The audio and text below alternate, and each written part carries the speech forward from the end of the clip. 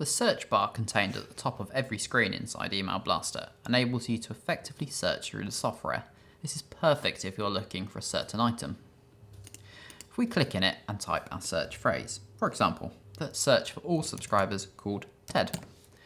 When you're ready to search, press enter. Okay, we can see we've got 2 hits here. We've got a subscriber called Ted here, and we've also got a campaign which has matched our search criteria. You'll notice at the top now that you've got a drop-down menu. This can control what you're searching for. So by default, it will search for everything. You can change this to subscribers, so only searching for subscribers, or a campaign, so only search for a campaign that matches our keyword.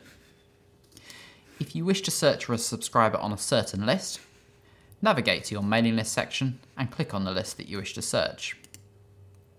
Now we can use the search bar down here or at the top. That's search for the word Chris.